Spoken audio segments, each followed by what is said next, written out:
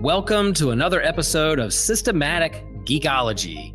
This is a space where we seek to create and cultivate healthy conversations between those things we geek out on and the philosophical and theological questions that often arise out of our fandoms. Like, what does it mean to be human? What makes a hero? What makes a villain? How do the stories and narratives we geek out on shape how we live in the world? We are your priest to the geeks. We aren't all ordained, but we see ourselves as mediators at the intersection of geek culture and going deeper in our faith. We don't always have to agree, but we do respect each other, and we see everyone as a beloved child of God. Everyone geeks out on something, so come geek out with us and enjoy the show.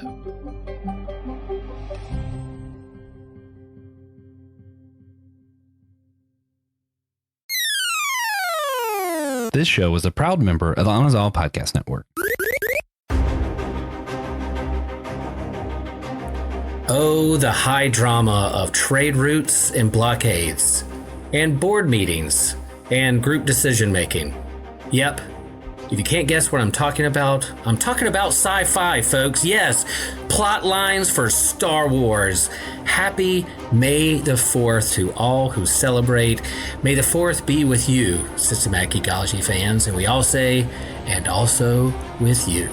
Yep, today is May 4th. I'm really excited about this episode of Systematic Geekology. I have some very esteemed geekologists with me to geek out about Star Wars, and today we are diving into our we're staying on point with our yearly theme of the faces behind us, and the Star Wars edition is we're talking about the Jedi Council and their influence on Anakin Skywalker and Ahsoka Tano. And so, yes, they had a big influence in their destiny and their journey and their story. And we're going to talk about that today. If you think you're like, oh my gosh, I can't believe they're talking about like councils and board of directors and committee meetings.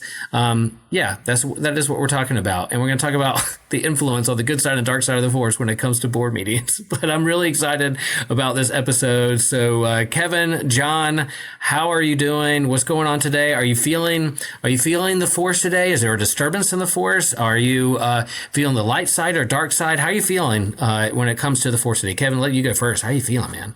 It's May 4th. I always feel a strong sense of the force flowing within me and onto others. So, there's Christmas, but for me, May 4th is a national holiday, international, a galactic holiday that anyone is welcome to celebrate. And I am very happy to be here discussing some of my favorite characters and the influences of the Jedi Council. Lot to talk about. As you said, the main challenge will be, can we keep this one at 40 minutes? That's going to be my biggest challenge today. Yeah, most committee meetings that I'm a part of in my life are not 40 minutes. So, man, we'll see what we can do. John, how are you feeling with the Force today? Light side, dark side? Is there a disturbance? Feeling gray? What's going on? I feel disturbed in the Force. I think that just being a grown-up right now is difficult, and there's positives, there's negatives, light side, dark side influences all around, but it's I'm just kind of like in the mire, existing, but hopeful. Yeah, I'm with you. There's definitely many a times there's a disturbance in the force whenever I start scrolling on my phone and all those things. But I'm hopeful because I'm surrounded by some really outstanding Jedi right now with me on this episode and in my life. And so I'm also hopeful. Yeah, there's always that temptation to go down the road of fear, and fear leads to suffering, and suffering leads to the dark side, all that stuff. But today, really excited about this episode and can geek out with all of you all on this May 4th edition of Systematic Geekology. So yeah, to kick things off here, what are we geeking out on? John, I'll let you go first, buddy. What are some things you're geeking out on these days? Well, topically, been geeking out on the new Maul Shadow Lord show that's been, dropping 2 episodes every Monday, which super excited about. Love Darth Maul as a character. He was just too cool to leave, off in the first movie. So they brought him back, and they're extending his story, and they're connecting Clone Wars, and and the movies, and also the Solo movie. I don't want to give too much away, but it's glorious. I love it. I wish they do more shows like this, which are much more dark and meaty than the kind of gimmicky light side of the Force stuff. I like it. I'm with you. Kevin, how about you? Agree with John there. It's an absolutely fantastic show, and the animation is spectacular. On a non-related note, I've been listening to the new Noah Khan album on repeat. That dropped last Friday. He actually did two versions because he had the initial album and then he had an extended one with 4 additional songs. And I'm loving that. I'm going to his concert in Raleigh this summer, so I can. It's actually the same weekend as GalaxyCon, so I'm going to have a packed weekend of both, super geek culture and then a big rousing concert. So very excited for that. Nice. Yeah, it's really cool to geek out on music. I'll share. I just got back from a Faith and Science conference up in Chicago and was able to talk about the other podcasts I do with Faith and Science, Your Matter Matters. So it's really cool to share that with folks and geek out on the intersection of faith and science and how they can work together. And of course, like my love of Star Wars is really what got me thinking about speculative fiction and science and cosmology and planets and aliens and all that stuff. So they all interact with each other. And I'll agree with John. Like this Darth Maul animated series, Shadow Lord, is absolutely fantastic. The animation, you just can't get better. It's just absolutely incredible. And I like it that the finale for season 1 is happening on May 4th. We get 2 episodes today, and I can't wait to watch a little bit later on and see how they wrap up this season, and hope there's a little cameo by Vader or Palpatine or something. I don't know, but and I like the characters. Who is the Jedi Padawan, Devon? That's her name. That is really an interesting character, and I'm looking forward to see where they take her and where she might show up later on down the road. So yeah, good stuff. Thank you all listeners. And like we say on here, we're not geeking out for you. We're geeking out with you. Share with us what you're geeking out on in the socials, in the comments. Reach out to us. And if there's something we're not talking about or discussing or geeking out over, let us know. We'll be happy to do an episode about it. There's no shortage of things to geek out for sure. And we want to ask that you rate and review our show wherever you get your podcast. It really helps us get noticeable out there and spread the geek out to friends and enemies alike. We're just gonna, we're not showing any prejudice towards anyone, friends and enemies. We'll geek out with you. We all geek out on something. And we want to thank one of our financial supporters. We're going to thank today Gunnar Burgum. I think that's how you say it. And so Gunnar, thanks for your support. Thanks for backing the show. Really helps us keep things moving. And we have to keep this geekology train moving forward, like you're being chased by an Inquisitor or a Sith Lord. If you're on a train, just go on being chased. We're going to keep it moving forward. And we also want to remind you that if you support the show, you too can get a shout out there. Let us know. And with this series, the faces behind us really diving in. We know that none of us geek out alone. None of us are an isolated island. We're on this journey together. We're part of an integrated community and friendship. And so we know that these big IPs and characters that we love, there are faces behind them that shape their story. And so that's what this series is all about. You can go in the playlist and find all the episodes we've done with the faces behind us.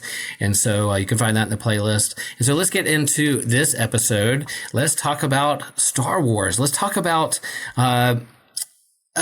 what was our introduction. I guess it's a little different. We've talked, Kevin and John and I have shared before our history with Star Wars and what got us into Star Wars. But in terms of this elusive group of leaders and individuals who come together to make big decisions about this entire galaxy far, far away, what is your first interaction with an experience with the Jedi Council, like the Council themselves? Yeah, Kevin, go for it.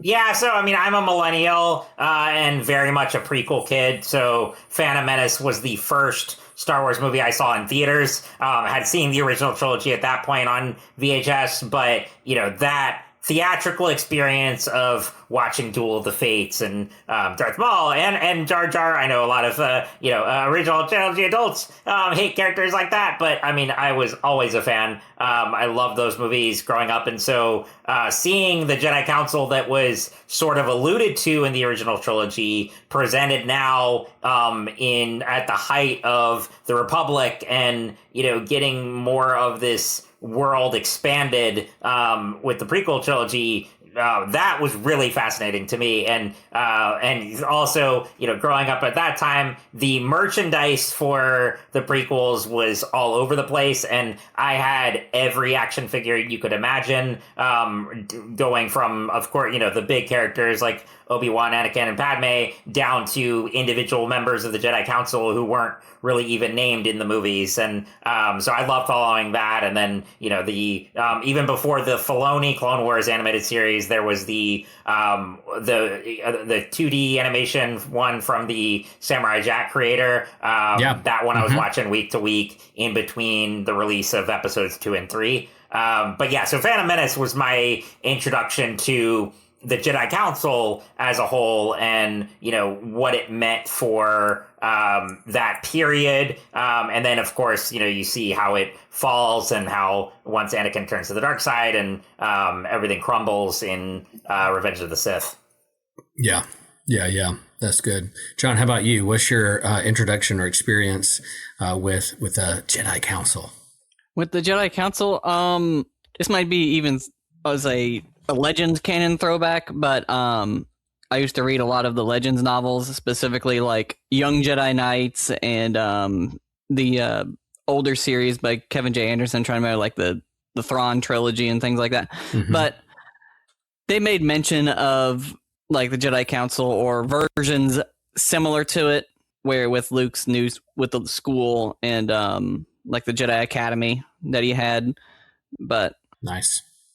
Kevin pretty much said, I agree with everything he said. Like, episode 1 was a phenomenon when we were kids, and that was definitely like the most formal introduction to the Jedi Council, like the from the Republic itself versus some Legends canon stuff. Yeah.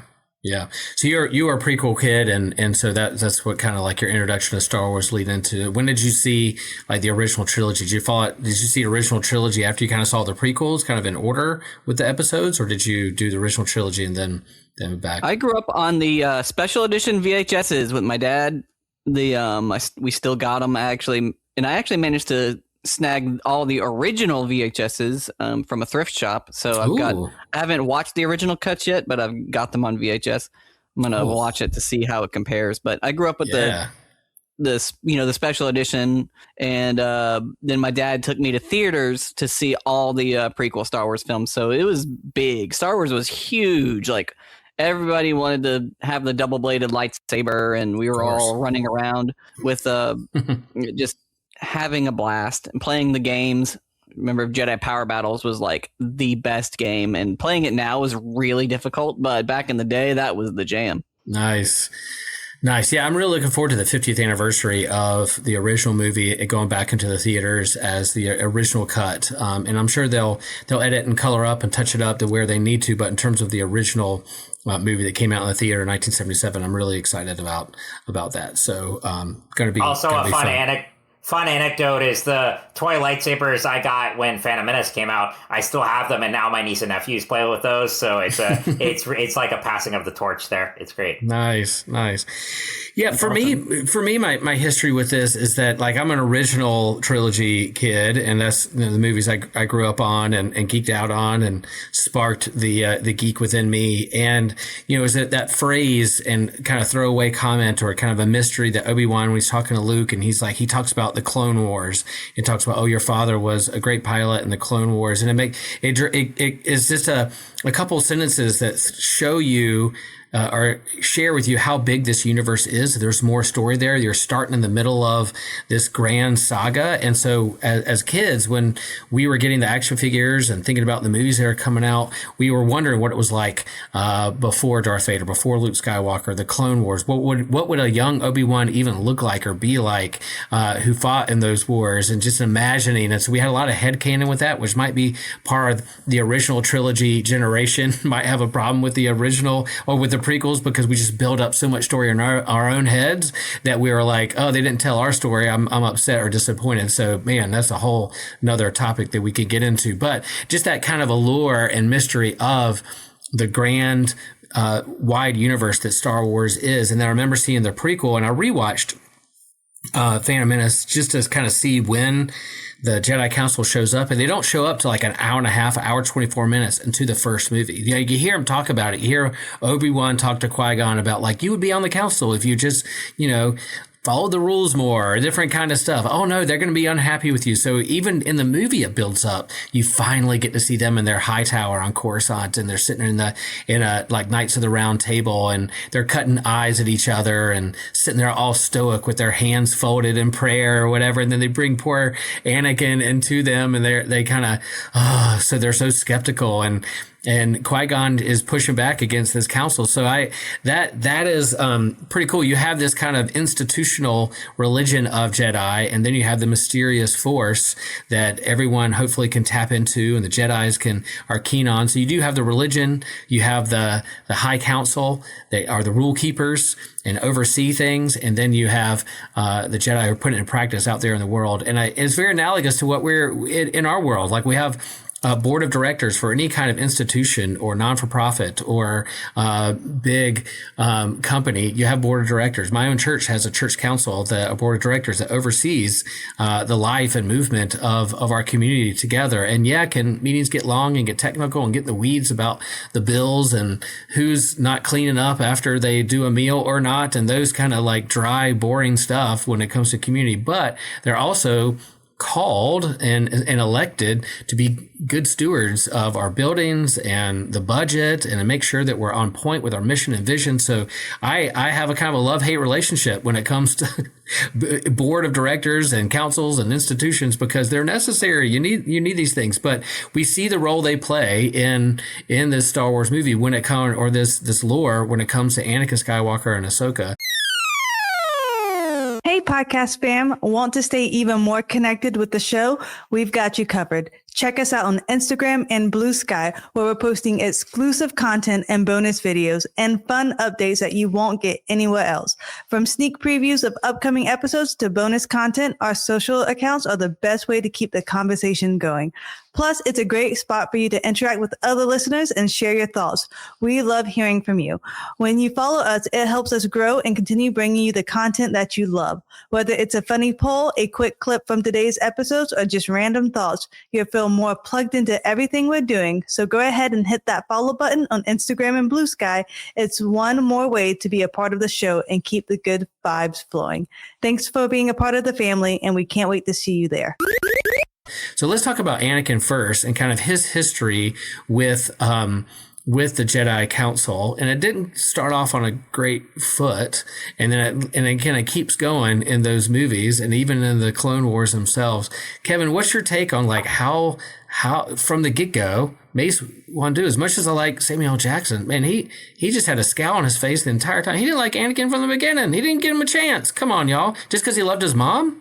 Because he loved his mom, you giving him a hard time? Come on. But anyway, Kevin, what's your thoughts on how the faces behind Anakin Skywalker? One of the big ones is why he went to the dark side is because of this council. Kevin, enlighten me.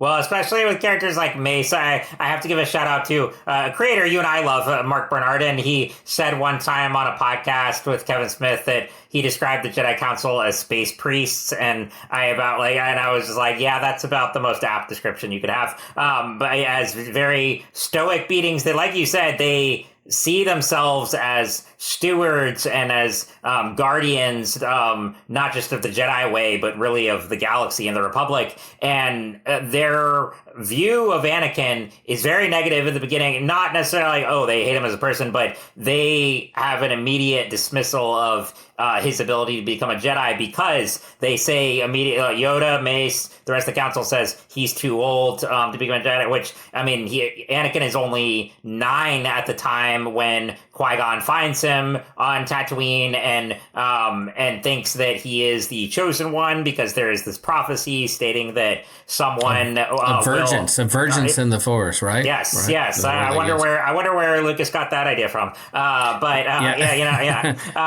And that's also a whole other topic is the introduction of midichlorians and whether that was a good or unnecessary addition to the Star Wars mythos. But anyway, Qui-Gon finds him, sees that he has so much power and potential, and he immediately wants to train him. But the Jedi Council have a very negative view of that idea because they think that he's already infused with too much emotion, particularly, as you said, with his mother. He loves his mother, and he ultimately has a desire to learn the ways of the Force and then one day go and free her from slavery on Tatooine, because while the deal that Qui-Gon made on Tatooine secured Anakin's freedom after he won the pod race, it did not include his mother, Shmi Skywalker, and he was determined to one day free her. And Yoda, Mace Windu, all the others saw that, and they said, no, this is too much.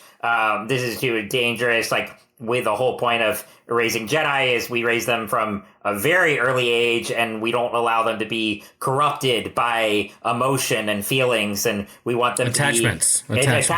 Exactly. We want them to be extremely level-headed and not have any kind of bias or attachment whatsoever. And really, that's a thread that continues. Like, I mean, I think while Mace and the others do eventually see Anakin's powers, his potential, his abilities, and everything, and particularly in time of crisis, they lean on him a lot. He becomes a war hero, even though, I mean, it's also, this is what I love about the Jedi Council is they have all these rules, and we're, keepers of the peace, not soldiers, and then they all become generals in the Clone Wars. I mean, there is so much hypocrisy there. So, like you, I love Samuel Jackson, and I always thought Mace was such a cool character, but he's also just kind of a douche. And he's just and it's very hypocritical of the things he says, and that has a profound impact on Anakin, his judgmental nature. And then Obi-Wan, I think, is sort of caught in the middle of that. He loves Anakin as a brother, and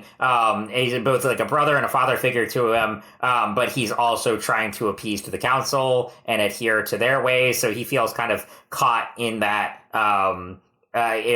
with those opposing values a lot, and that's something I can relate to certainly too. I working in management. I have a deep connection to the people I work with, and I'm looking out for them a lot. And then I'm also having to answer to higher ups, and so I relate to Obi-Wan's path in that way a lot. But yeah, that's a little bit about it. So the council is very hard on Anakin throughout. I think they warm up to him eventually, but then even then, there's still after everything, by the time Revenge of the Sith rolls around and he's been a war hero, he's trained Ahsoka, they still don't have a trust in him, and they still deny him the rank of master. And that, I don't think, was a good move. We can get into more of that. Yeah.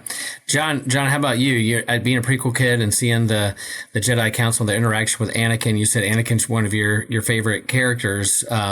What are your thoughts in terms of how he get treated? Did he start off on the wrong foot with them? Did they never give him a chance? What's going on with this Jedi Council and Anakin?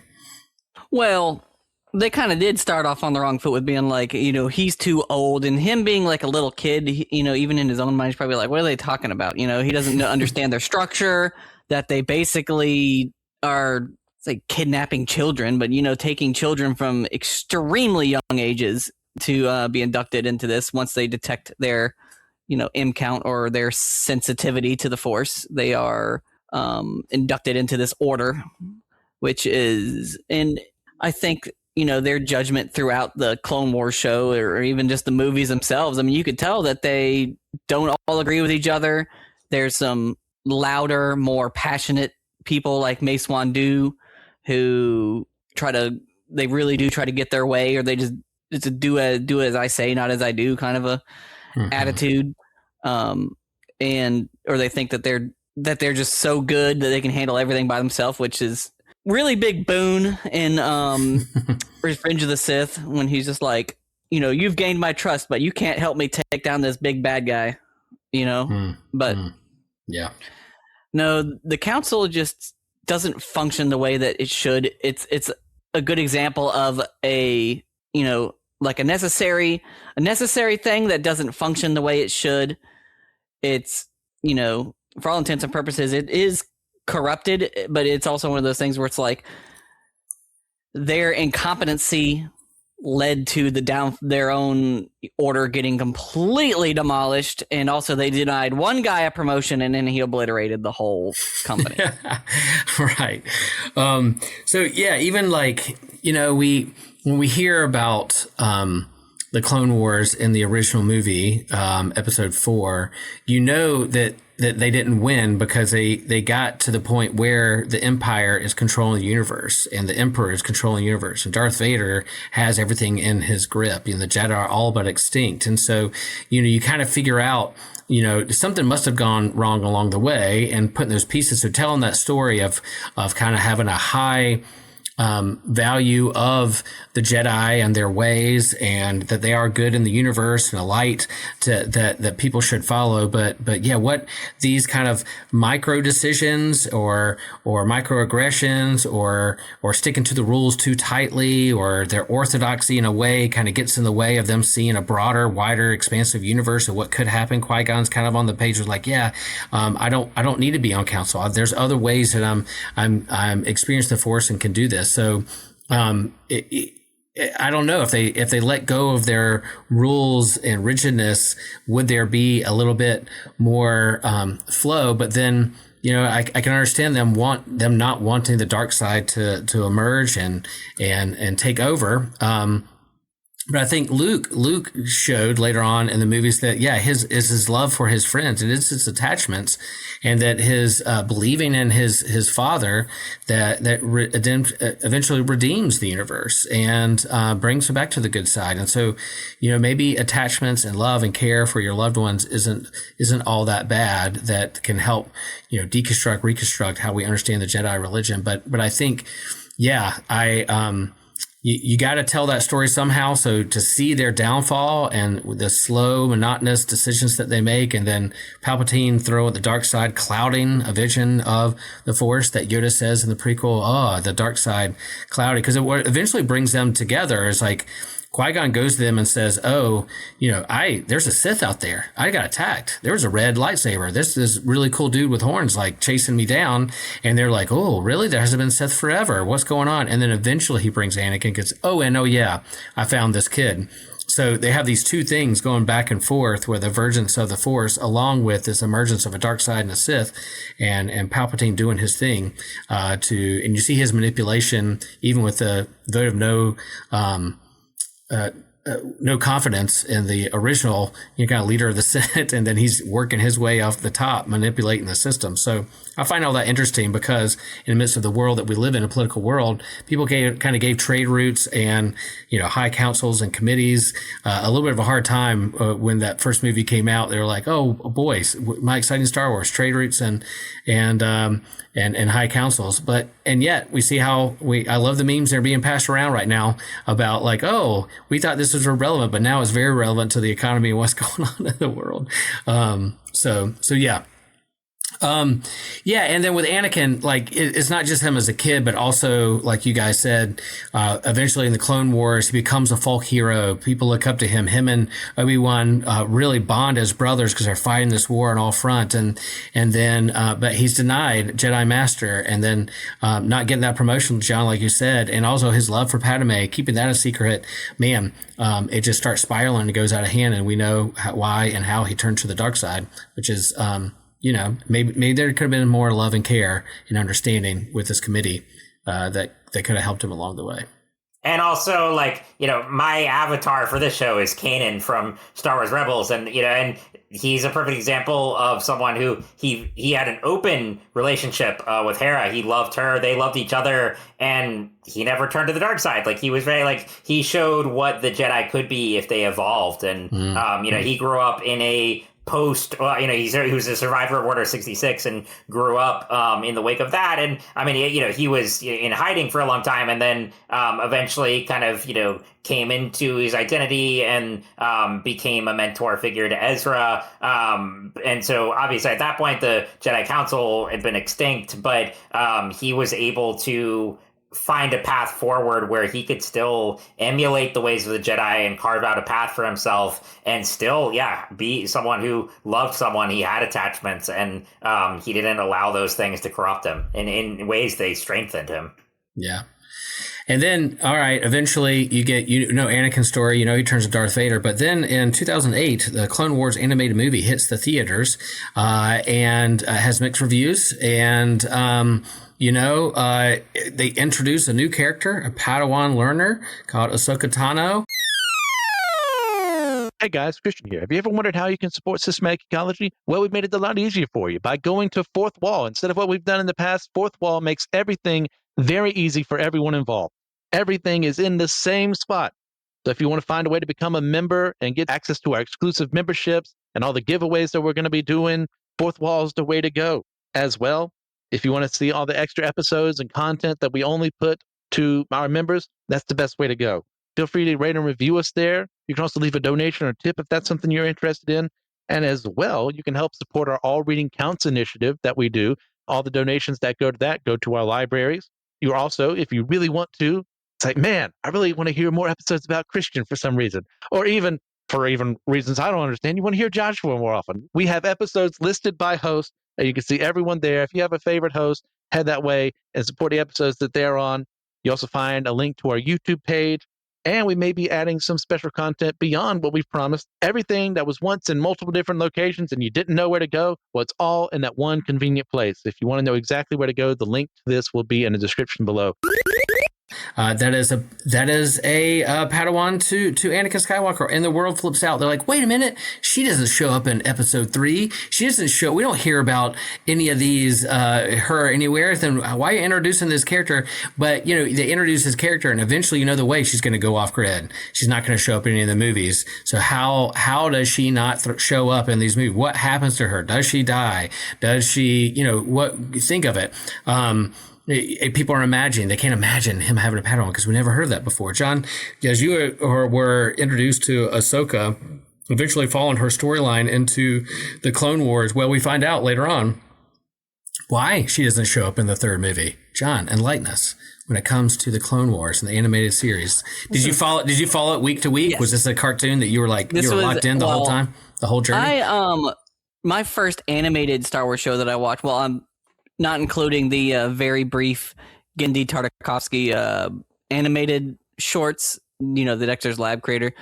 When someone talked about Clone Wars, I was like, what do you mean, that little animated series? No, I didn't know there was a whole show that was CGI that was created. So my first animated show I watched was actually Rebels, which got me interested in Clone Wars. And then I watched Clone Wars after Rebels. So I already had a couple of spoilers of what was going on, but Clone Wars show, that's probably my two favorite arcs are, of course, the father, son, and daughter, but also the council where Ahsoka quits the Jedi Order. That's like the meatiest part of the whole series, and it also understandably another reason why Anakin breaks with the council. He's just like, these guys are just a bunch of idiots. And the reason, and I guess I'll give a brief summary for the listeners, is that basically she was accused of a crime that she didn't commit, and they were ready to sentence her. They were ready to, have her strung, but, it was someone else from within their order who was corrupted by the dark side. Not Boris. Is it? I can't remember her name. Gosh dang it. But, it was Barris. You're talking about Framed by Barris? Yep. Yes. Barris. Yep. Yes. Yeah. Barris. I rewatched it. That's why it's nice. Yeah. You got the B right. But basically, it was someone else was corrupted and trying to frame her to look like she was doing some bad stuff. And the Jedi Council didn't see through it. The only person who believed in her was Anakin, which was her master at the time. And she's like, I didn't do this, and y'all aren't going to arrest me for it. And so she went, into hiding and running. And then after it all came out that Barriss Offee, I think her name is, was the one who was secretly behind all this bad crap and killing clones and stuff, that I think it was like killing a prisoner or something that she was framed to do. Ahsoka was like, y'all were ready to string me up and put me in prison for the rest of my life over something I didn't do, and y'all didn't believe me. Screw you guys, I'm going home. And then Anakin was like, you guys didn't believe her, and he was really mad at the council. And I thought it was just icing on the cake. The council, like Yoda was like, we're going to give you a promotion. Like, you could be Jedi Knight. And then she's just like, no, I don't want your promotion. Yeah. Now we exonerated you, and now give you a step up. And I like, what you. I love that. It's brilliant storytelling in a sense of all the things. Like, you could kill her off, she could turn to the dark side, she could go, and there's different things. But to kind of pile on this Jedi Council that was making bad decisions when it came to Anakin, also now to Ahsoka, and you see their flaw and why Palpatine had an easy time, or not easy time, but why he was successful in taking down the orders is another example of how they were really falling apart and all those things. And I think also in that we see Admiral Tarkin for the first time in an animated series. Like, they show his hologram and he's like, oh, I need to. So here are these villains from the original movie coming back and playing cameos to say, like, yeah, it's not going to go well. We know how they're kind of rise to the top. But yeah, that being framed and then being exonerated and then saying, oh, we welcome you back. And then, of course, she would say, like, nope, I'm going on my way. And she eventually becomes kind of a gray Jedi. She's not affiliated. She is spiritual, but not religious. She has a white lightsaber, uncolored, lightsaber. She's not a Jedi color. It's not a Sith color. She's down the middle. And so eventually her story comes back up in Rebels and has her own show and has all that stuff. But I think this beloved character that started off just people questioning and second guessing, and why is she even in there? She's annoying. She's a kid, but becomes one of the most beloved characters in all of Star Wars. And then her relationship to the organized religion of Jediism is really a part of Anakin's fall as well. So it does influence kind of the way of the Force. And now we have her perhaps training and helping out baby Grogu. So her wisdom being passed on to having a relationship to the next generation of Jedi, to see how that plays out is interesting to me. Kevin, you watched this unfold out too in terms of their Jedi's Council's relationship to Ahsoka. What else you got to add there? Yeah, I mean, well, also just a footnote too. When the Clone Wars movie first came out, I saw it in theaters, and I didn't dislike the character. I actually quite liked the character early on. I thought it was interesting, but I was so afraid that because of all the things you just said, I was like, well, are they just going to kill her off? Like, because I'm like, she's not in Revenge of the Sith. So I was like, is this just going to be a mini footnote, and maybe that adds to the tragedy? And I'm really glad I was wrong there, because it played out as just this one of the most compelling arcs for any Star Wars character. And I mean, I have an Ahsoka keychain on my wheelchair, so I showed that to Ashley Eckstein when I met her at con one time. Nice, but no, I mean, it's one of the most fascinating arcs, and it raises so many what if questions, because another part of Ahsoka's story in Clone Wars is she leaves and then comes back, but then at the very end of the series she's on Mandalore, and she's caught up in that war and faces off with Maul for the first time. While all this is happening, everything is happening on Coruscant in the build up to Anakin's turn to the dark side and Order 66. And I love that confrontation with Maul also has so much impact, because in a way, I mean, Maul is right in those. Granted, he's still an anti-hero, still a villain and everything, but everything he says about what's going to happen comes to fruition. It raises so many questions. The thing I always think about is, like, if Ahsoka had been on Coruscant with Anakin when everything was going down, would that have changed everything? Because for Anakin in that moment, when he shows up after the Mace Windu and the other Jedi try to arrest Palpatine, and Mace Windu eventually wins the duel and has the lightsaber at his throat, Mace Windu is the worst person to be in the scene with Anakin, because right there as Palpatine is manipulating him, like you could not have a worse character to try to be the opposition and like quote unquote keep him on the light side. But I always think about what would happen if Ahsoka had been there and she had been able to pull him back, and they could still have defeated Palpatine there, and maybe he would have not turned to the dark side. But it just that's what I love about her story, is like she's such a great character on her own, and she means so much to Anakin. And I think that's the biggest part of his downfall in Revenge of the Sith. And I do love that they get one more reunion before, but it's also a heartbreaking moment because, as viewers, we know that, this is the last time they're going to be really Anakin and Ahsoka, because the next time they reunite, he will have become Vader. And it's such a heartbreaking relationship and scenario. But yeah, that's what she means so much. And, I just part of me wishes that she could have come back to him, stayed with them, and maybe would have turned, because it's the same thing with if Qui-Gon had survived, it would have changed the trajectory of Anakin's life in the galaxy. That's why that the duel is called Duel of the Fates, because it's not just Obi-Wan and Qui-Gon fighting Darth Maul. It's literally the fate of the galaxy is determined in that fight, because Qui-Gon's death changes everything for Anakin.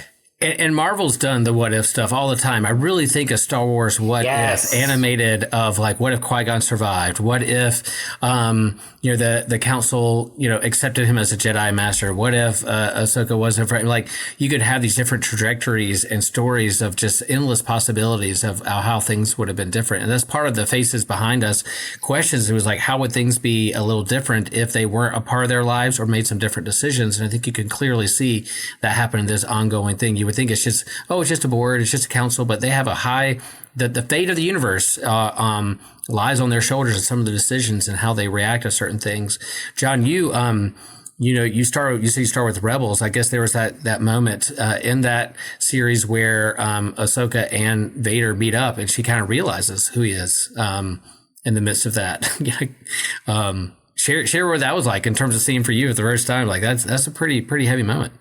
Even without, seeing the Clone Wars show and Rebels being my first time, I understood that she was his apprentice. Mm-hmm. And the moment was just amazing. Of like, because number one, it was an epic set piece. They were on this the Sith pyramid battle station thing that was like supposed to be like kind of a proto planet killer. That It was really cool because if I remember correctly, that was when they brought the holocron and all that stuff, and they activated the station, and then Darth Maul and Darth Vader shows up, and it was such a wild series of events there. And then the duel between Vader and Ahsoka was pretty epic, and then later on in the show, when you figure out that time travel is involved, it's just geeky. It's so awesome. Like, it's one of those, like, it really is. You just get the shivers. Like some people, they hold their Starbucks coffee and they get the shivers. No, I watched the Star Wars In Between Worlds and I get the shivers. It's so cool. Yeah. And I think I have to go back and watch that. After we're talking about this, I'm going to go hunt down that episode of them meeting up. I think is really, really cool. Maybe I'll do that. You got me thinking about Maul and Ahsoka. They're both characters that are kind of rejected by their institution or their master, or, she was never rejected by Anakin per se, but when he turns to the dark side, she sees what's going on there. Maybe she feels like things would be different in his life if I stuck around, didn't leave him, and help supported him, but Maul and Ahsoka both have this kind of bond where they both have been kind of, pushed aside by the light side and the dark side, by Palpatine and the Jedi Council. So they have a common bond there in the midst of that. And it's interesting in this Darth Maul cartoon now that's happening in this series, here I'm going back and forth about, unaffiliated. He's still a Sith at the dark side, but he doesn't, he wants revenge on the Empire and Palpatine as well. So all that's really interested in great storytelling. I really like how they've handled those stories over the years and done a good job. So we need to wrap up here, but I'm curious, like Kevin, John, what has been some of your experience about with boards in general or committees? Have you been on a board? Have you been on a church council? Have you been a board of directors? I've been on lots, but in terms of your experience, should we keep them or get rid of it? Should we just be anarchists when it comes to running our institutions? John, go with you. I don't think you said me, right? I don't want to go out of turn. Yeah. Go. Okay. I was a police officer for 7 years, and I have witnessed my fair share of overseeing boards, government agencies, and councils, so to speak. And my opinion of them is actually a whole lot worse than the Jedi Council.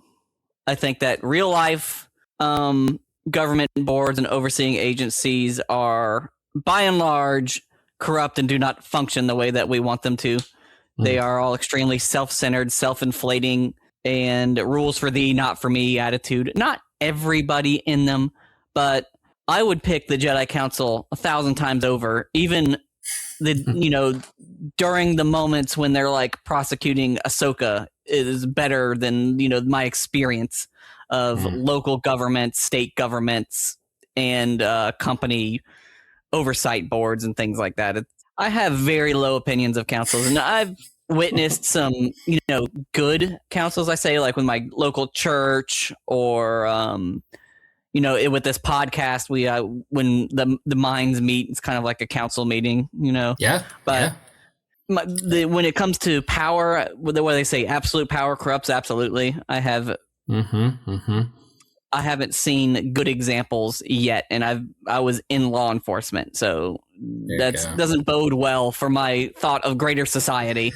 Considering I feel like our conservative states are better run than some other places, and I still have very low opinions of the local governments. So I do not have very high hopes that other places with more leniency on crime and more of the rules for thee, but not for me. Let me live in my mansion while you live in squalor. I just don't have high opinions of councils. Yeah, John, not holding back. I hear you, man. People are going to people. And when you get people together on committees, then you just got to double up on what people do in those things. Kevin, how about you, man? Your experience, whether it's non-for-profits or profit committees. Yeah, I mean, thankfully, unlike John, I have not worked for government. So I've actually been on boards and councils that I would say are much more fruitful. I actually had a advisory board meeting today for work. I'm part of a group there that that's actually one of my favorite parts of work. We do a meeting each month, and it's a group of us who are from different rare disease communities, and because I work for a digital health publisher, and that's actually one of my things I look forward to the most, and it's actually kind of a nice distraction from some of the more rigid, more bureaucratic elements of work. That's the whole purpose of that group, is to exchange ideas. We make it very democratic. We want everyone's voice heard, and I never feel like anyone is trying to be power oriented in that regard. And similarly, I was on an advisory council for Cure SMA, which is like the main nonprofit for my disease community. And I did 2 terms there. And it was similar too, where it was just very much more idea oriented, and sure, anytime you get a group of people together, there's still going to be friction, and that happens, but I would say more often than not, on just those 2 examples, they were really positive. And then I've been in church ones before, some good, some not so good, and so kind of everything in between. I've been on many council and board and all that really since the time I was in school to my work life. and plenty of ups and downs. But thankfully, I would say I've had more positive experiences than negative ones, because especially when it's a open forum kind of setting where people can exchange ideas, that's how they should operate. More than like one person dictating and everyone else is just kind of on there as a title. Yeah. I hear you. Similar feelings myself. I mentioned at the beginning of this episode, going to a Faith and Science conference. I'm a part of the steering committee for the Lutheran Alliance for Faith, Science, and Technology. So we're an alliance, and we come together and we make decisions and try to put out stuff to kind of help curate some healthy conversations between faith and science. And but there, I loved meeting these people that I, in person, that I've only seen online for a couple of years in a lot of ways. We were giving hugs like, oh, you're a real person kind of thing. But even in that meeting, like we had to kind of wordsmith a document that we want to put out there in the world. And man, you can't drain my energy faster than a group of people sitting there trying to wordsmith paragraphs and sentences and commas and grammar. But it's necessary. We want to put out the right thing. Like all that is necessary.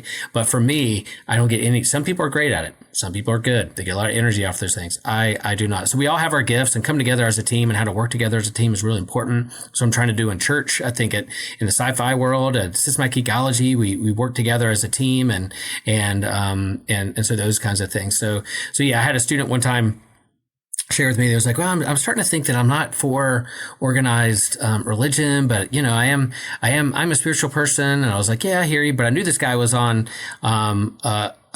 Relay for Life to help raise money for cancer research, right? And so I was like, yeah, I hear you, man. Like, what if I told you though that I'm for cancer research, just not organized cancer research? And he was like, what are you talking about? Of course, we need to come together and we need to come up with a plan and get a strategy and a vision and help raise money. I can't do it by myself. And I'm like, exactly. And that's how religion is too. Like we come together, we can't do it by ourselves. We're going, and as difficult as people can be and hard as people can be, and sometimes people make bad and horrible decisions, we still have to work together as a team and a family. And even in the Star Wars universe, the whole point is that they got this Jedi Council. And I think Yoda and Obi-Wan saw the flaw of their ways. I would really love to see, some storytelling. We got the sequel trilogy with Force Awakens and Last Jedi and The Rise of Skywalker. I would love to see an in-between Return of the Jedi and The Force Awakens and the building up of the Jedi Academy and what Jedi were brought together to be a new kind of council, do things a little differently. I heard rumors that there may be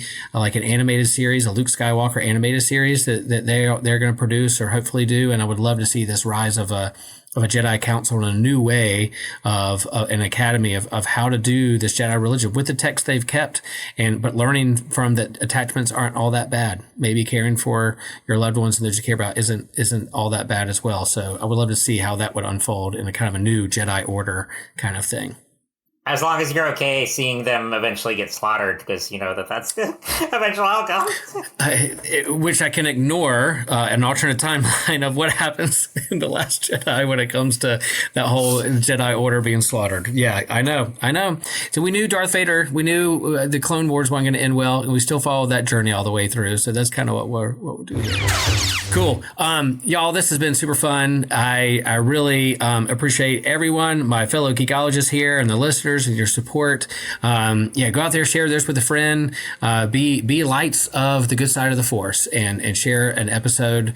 We want to thank our financial supporters again. Gunnar, thanks, buddy. We appreciate all that you do.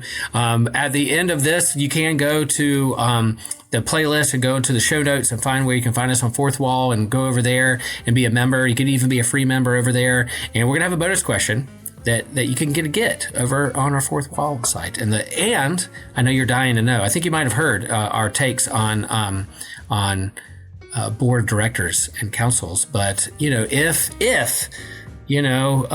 John and Kevin and I were on the Jedi Council, what role would we have? Would we be the skeptic? Would we be the rule follower? Would we be the contrarian? Would we be the rebel? I don't know.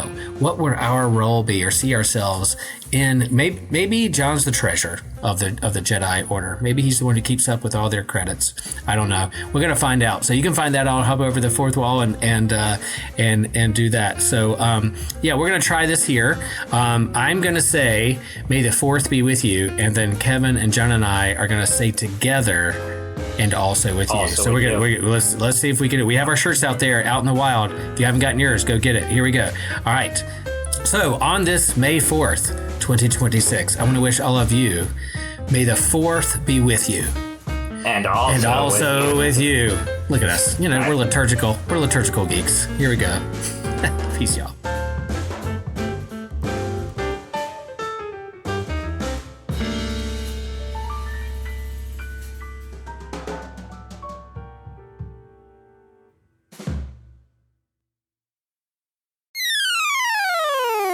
Howdy guys, I really hate to interrupt, but my name's TJ, and I'm here to tell you about our new merch. We have incredible new stuff with Fourth Wall. We have just partnered with them as a new store. They have a lot more to offer, which means we have a lot more to offer. We can now offer you beautiful Comfort Colors t-shirts. They're so comfy. I wear mine all the time, and we've got it all now. Cups, hats, backpacks, pajamas. If you want your Systematic Geekology pajamas, you know where to go. My personal favorite is actually our Throne of Geeks shirt. It is Comfort Colors, blue, black, green, red, orange. And the shirts are just so nice. And the shirt itself, we've got the Throne of Iron geeked out because, that's our brand. We've got Mjolnir on there, the Buster Sword, Trident. Basically just the coolest weapons from our favorite properties are on the shirt instead of a bunch of normal boring swords from the boring series Game of Thrones. So check that out. And thank you. Hello, friends. This is Andy Walsh. Thanks for listening. If you're going to be a systematic geek about this podcast, you need to know that it's part of the Inato Podcast Network. Other shows in the network include the Whole Church Podcast, where Joshua Knoll and TJ Blackwell have spent over 7 years now in pursuit of church unity through education and conversations with leaders across traditions. 7 years, that's a podcast that has lost some baby teeth. My Seminary Life with Brandon Knight, where he began discussing what he learned as a seminary student and is now learning with the listeners in a continuing lifelong education. The Bible After Hours with the Foul-Mouthed Preacher, where he critically examines the modern church through satire, then provides a more progressive reading of Scripture. And the Homily with Pastor Chill Will from Chapel Hill, where Will Rose's homilies are periodically updated and made available through the podcast, always reminding us that we are loved with a love deeper than words. Thanks again for listening, and remember, if you're going to geek, do it systematically.